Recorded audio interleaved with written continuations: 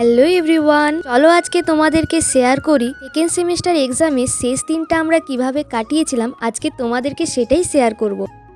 ঘড়িতে তখন বাজছিল সকাল 7টা। নিয়ে নিয়েছি গরম চা আর তার সাথে টোস্ট বিস্কুট। খাওয়া দাওয়া সেরে নিয়ে একদম রেডি হয়ে গেছি। তারপর মা ঠাকুমাকে টাটা করে চললাম। এখন আমরা গাড়িতে ছিলাম 6জন, সবাই মিলে একসঙ্গে হই হুল্লোড় করতে করতে পৌঁছে গেলাম অবশেষে ট্যাবরা কলেজে। কলেজটার নাম ছিল শহীদ ক্ষুদিরাম স্মৃতি মহাবিদ্যালয়। কলেজটা তো আমার ভীষণই সুন্দর লেগেছে। যেরকম চারিধার পরিষ্কার পরিচ্ছন্ন, সেরকমই ছিল পুরোনো দিনের রাজপ্রাসাদের মতো দেখতে। কিছুক্ষণ তো আমরা এখানে দাঁড়িয়েছিলাম আর কলেজের ভিতরটা ছিল বেশ ঠান্ডা। তারপর গেট খুলতে আমাদের যেখানে সিট পড়েছে সেই ফ্লোরেই আমরা এখন সবাই মিলে চলে এসেছি। আজ আমাদের শেষ এক্সাম ছিল, তাই তো বেশ আনন্দ লাগছিল। তাদের উপর থেকে কলেজের পরিবেশটা সত্যি বলতে দারুণ লাগছিল। 2 ঘন্টা পর এক্সাম শেষ করে আমরা চলে এলাম ফুচকা খেতে। ফুচকা খেয়ে নিয়েই আমরা চললাম এখান থেকে বাড়ি।